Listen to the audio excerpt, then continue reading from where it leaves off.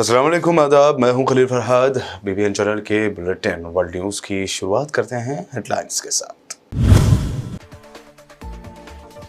अब चंद ममालिक के शहरियों के लिए आसान और सस्ती होगी फरीज़े हज की अदायगी। हुज्जाज कराम की सहूलत के लिए सऊदी हुकूमत ने कदीम ज़मीनी रास्ते को बहाल करने का बनाया है मंसूबा। गजा जंग पर कोई स्टैंड न लेने वाले अरब ममालिक को मलेशिया ने दिखाया आईना। मलेशिया के वजीर आजम अनवर इब्राहिम ने इसराइली शिपिंग कंपनी ज़िम पर मलेशियाई बंदरगाहों का इस्तेमाल करने पर लगाई पाबंदी। गजा में जारी जंग सड़कों और गलियों तक पहुंचे। इसराइल के ताज़ा हमलों में दर्जनों फलस्तीनी शहीद। अल-क़स्साम ब्रिगेड ने भी मुतादिद इसराइली टैंकों को तबाह और इसराइली फौजियों को हलाक करने का किया दावा।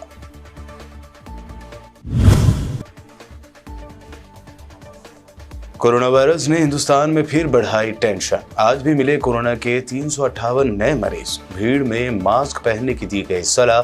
मरकजी हुकूमत ने जारी किया अलर्ट।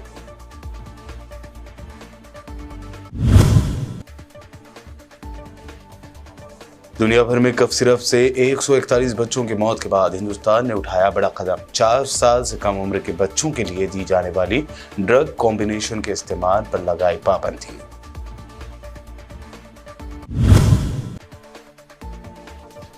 और पार्लियामेंट से अपोजिशन के एमपीज को सस्पेंड करने के खिलाफ अपोजिशन लीडरों ने निकाला एहतजाजी मार्च। राहुल गांधी ने न्यूज चैनलों को दिखाया आईना, कहा थोड़ा तो न्यूज दिखाया करो। और पेश खबरों की तफसील। सऊदी हुकूमत की जानिब से हुज्जाज कराम की सहूलत के लिए कदीम ज़मीनी रास्ते को बहाल करने का मंसूबा अपनाया गया है, जिसकी वजह से हज के अखराजात यानी खर्चों में भी कमी वाज़ेह हो जाएगी। गैर मुल्की मीडिया के मुताबिक जज़ीरा नुमा अरब में सऊदी अरब, बहरीन और इराक सदियों से हुज्जाज कराम के ज़रिए इस्तेमाल कदीम हज रास्तों की हिफाजत के लिए एक मंसूबा तैयार कर रहे हैं। सऊदी प्रेस एजेंसी का इस हवाले से ये कहना है कि ये इक़दाम सऊदी अरब के सक़ाफ़ती विरसा कमीशन, बहरीन में अरब इलाक़ाई सेंटर बराए आलमी सक़ाफ़ती वर्सा और इराक़ में नवादिरात और सक़ाफ़ती वर्सा के स्टेट बोर्ड की जानिब से तैयार किया गया है। गजा में इसराइल की वहशियाना कार्रवाइयों के खिलाफ पूरी दुनिया में गम व गुस्सा है, ताहम अरब ममालिक का कोई स्टैंड नज़र नहीं आ रहा है। ऐसे में मलेशिया ने इसराइल के खिलाफ बड़ा कदम उठाया है। मलेशिया के वज़ीर आज़म अनवर इब्राहिम ने कहा है कि मलेशिया फौरी तौर पर इसराइली शिपिंग कंपनी ज़िम को अपनी बंदरगाहों के इस्तेमाल से रोक रहा है। उन्होंने एक बयान में मज़ीद कहा कि ये पाबंदी इसराइल के उन इक़दामात का रद्द-ए-अमल है जो बुनियादी इंसानी हमदर्दी के उसूलों और बैनुल-अक़वामी क़वानीन की खिलाफ वर्जी कर रहा है।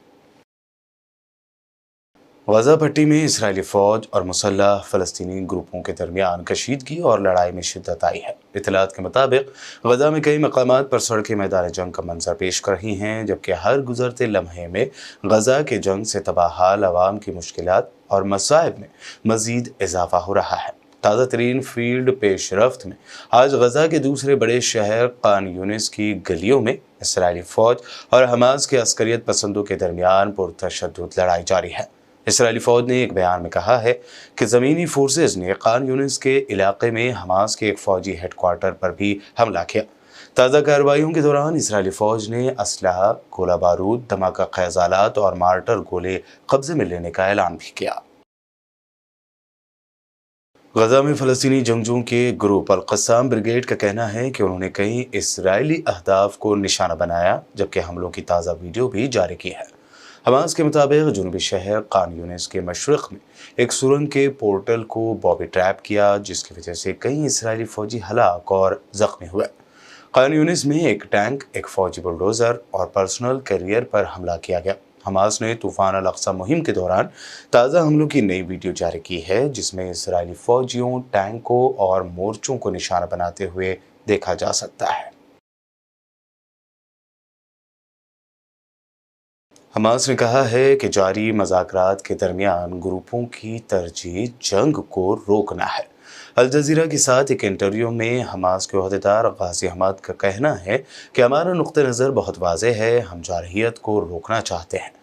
हमाद ने गजा पर इसराइली हमलों की वजह से होने वाली बड़े पैमाने पर तबाही और बड़े पैमाने पर कत्ल का हवाला देते हुए कहा कि ज़मीन में जो कुछ हो रहा है वो एक बड़ी तबाही है। हमास के सियासी ब्यूरो के रुकन का कहना था कि इसराइल यरगमालियों का कार्ड लेगा और उसके बाद वह हमारे लोगों के खिलाफ बड़े पैमाने पर कत्ल व गारतगिरी का एक नया दौर शुरू करेगा। हम ये खेल नहीं खेलेंगे।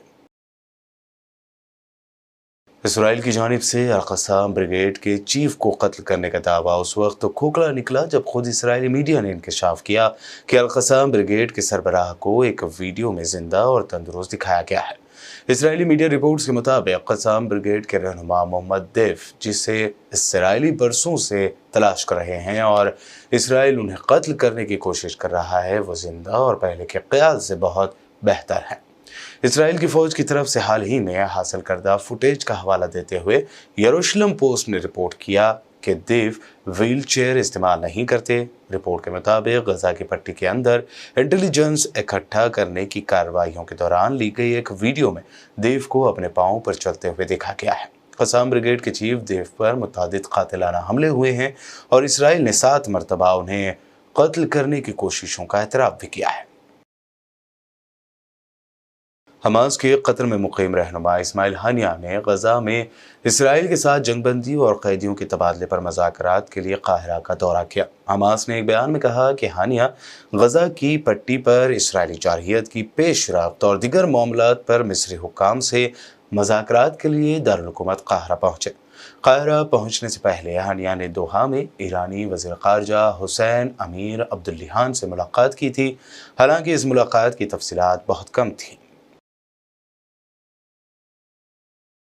इसराइली वज़ीर-ए-आज़म नेतन्याहू ने एक बार फिर बुध के रोज़ अपने उस ऐलान को दोहराया है कि इसराइल गजा से हमास के मुकम्मल खात्मे तक कोई जंगबंदी नहीं करेगा।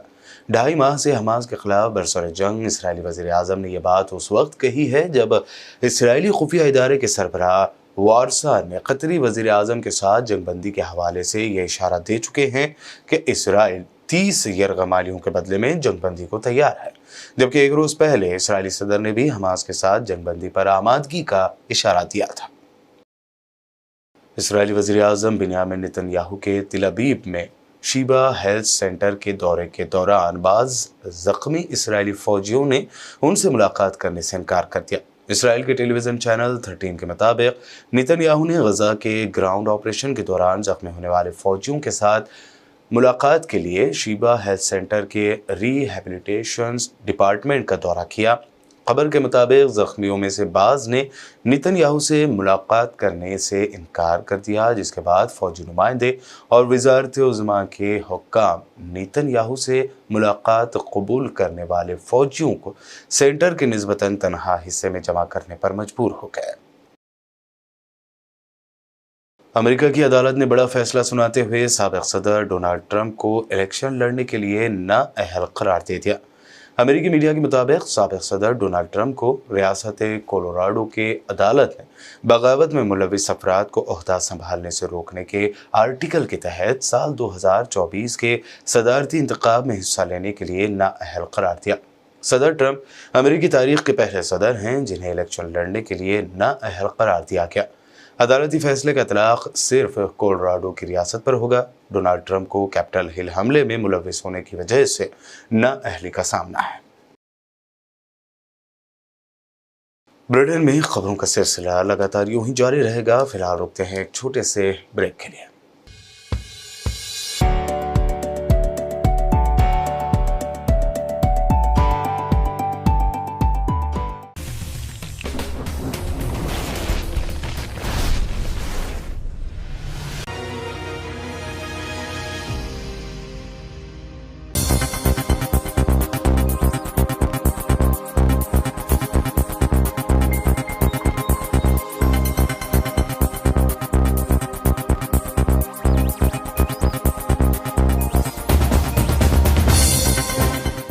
ब्रेक के बाद आगे बढ़ते हैं और अब देखते हैं मज़ीद अहम खबरें। मुल्क भर में कोरोना वायरस ने फिर टेंशन बढ़ा दी है।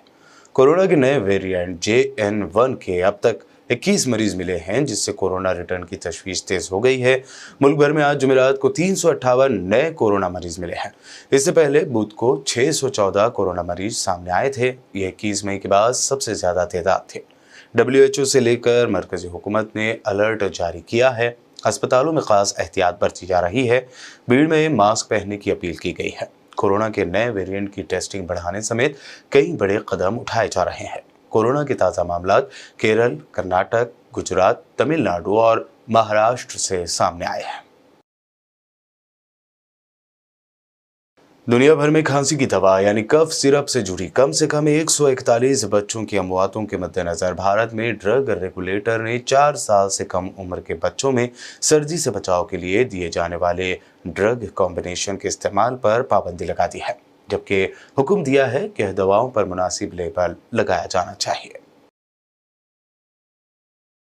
पार्लियामेंट के सरमाई सेशन के 14वें दिन लोकसभा में अपोजिशन अरकान पार्लियामेंट ने हंगामा किया। सेशन से सस्पेंड कर दिए जाने के खिलाफ पार्लियामेंट से विजय चौक तक एहतजाजी मार्च निकाला गया। इस दौरान हाथों में तख्तियां लिए अपोजिशन एमपीज ने जमकर नारेबाजी भी की। कांग्रेस सदर मल्लिकार्जुन खड़गे ने कहा कि पीएम मोदी अहवाल में बात नहीं करते। बता दें कि आज राज्यसभा में 3 नए क्रिमिनल लॉ बिल भी पेश किए जा रहे हैं। लोकसभा में ये बिल कल बुध को ही पास हो गए थे। इस दरमियान पार्लियामेंट की सिक्योरिटी में गलती मामले को लेकर अपोजिशन का हंगामा आज भी जारी रहा। सरकार down down down down down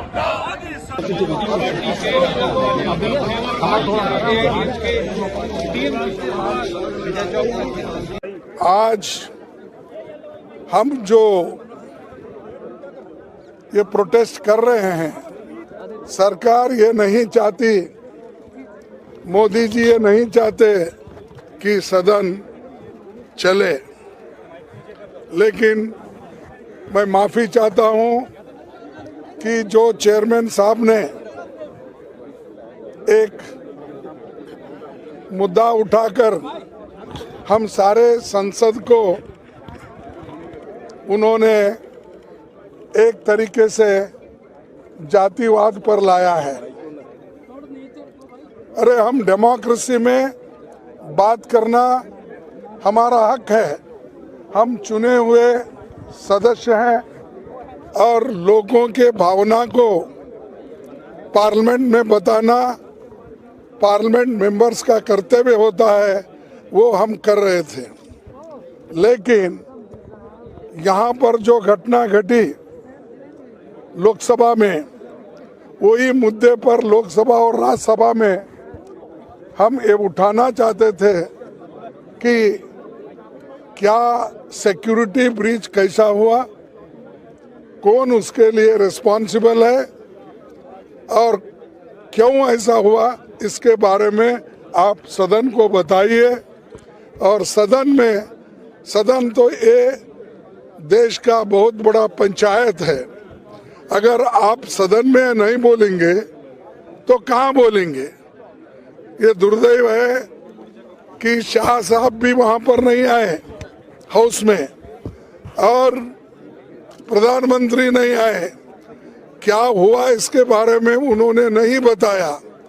तो सदन में बताने की चीजें उन्होंने छोड़कर वो वाराणसी में बात करते हैं, डायमंड हाउस में बात करते हैं, अहमदाबाद में, और रेडियो में अब टीवी पर बात करते हैं, लेकिन सदन में बात नहीं करते।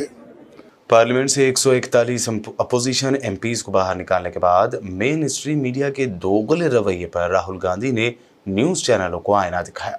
उन्होंने कहा कि थोड़ा तो न्यूज दिखाया करो, आपकी जिम्मेदारी बनती है। अपमान किसने किया, कैसे किया?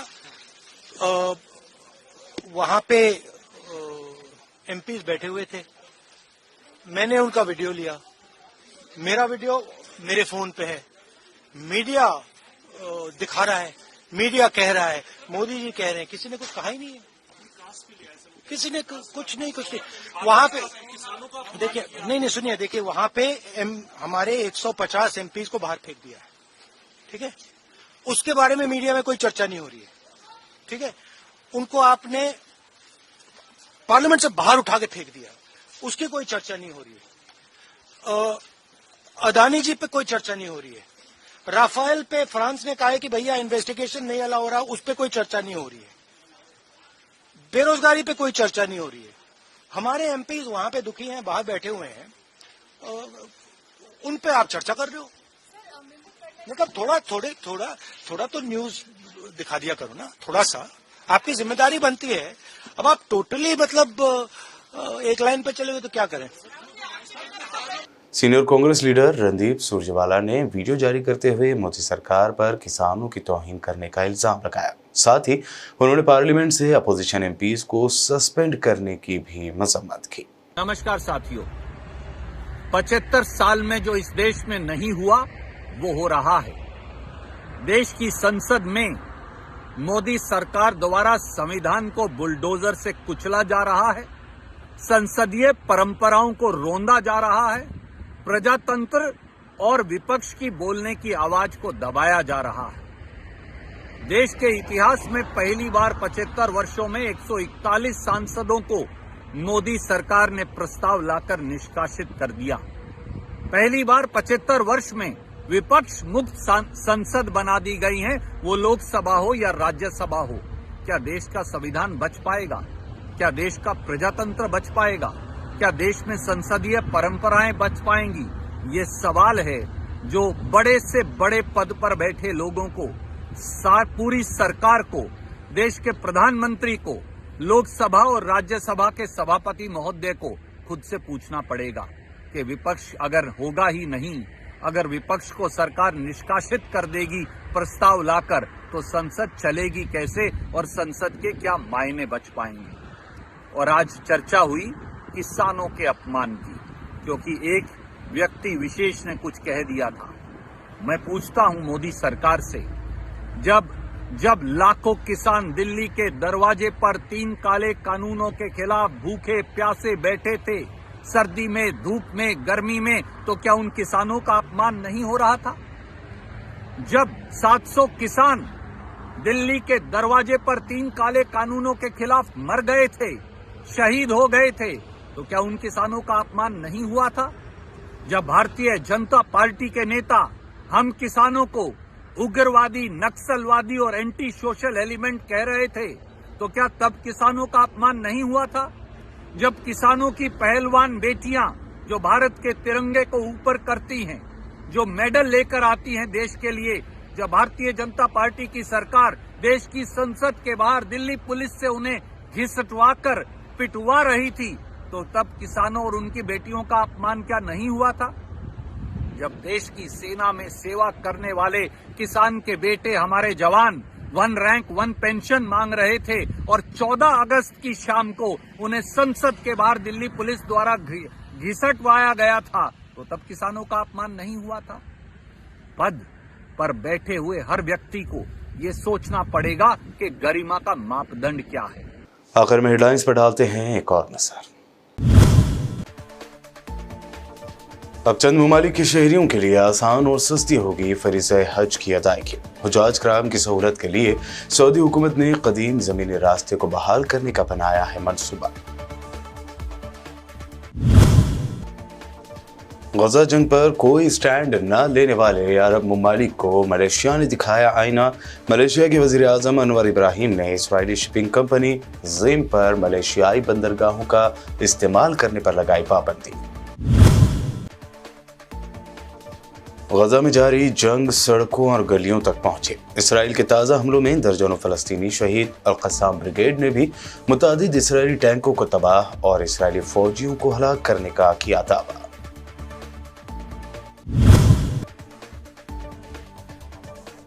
कोरोना वायरस ने हिंदुस्तान में फिर बढ़ाई टेंशन। आज भी मिले कोरोना के 358 नए मरीज। भीड़ में मास्क पहनने की दी गई सलाह। मरकजी हुकूमत ने जारी किया अलर्ट।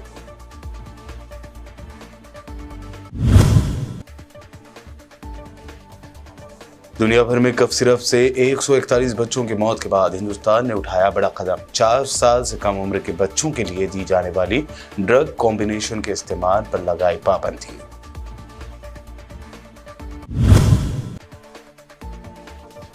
और पार्लियामेंट से अपोजिशन के एमपीज को सस्पेंड करने के खिलाफ अपोजिशन लीडरों ने निकाला एहतजाजी मार्च। राहुल गांधी ने न्यूज चैनलों को दिखाया आईना, कहा थोड़ा तो न्यूज दिखाया करो।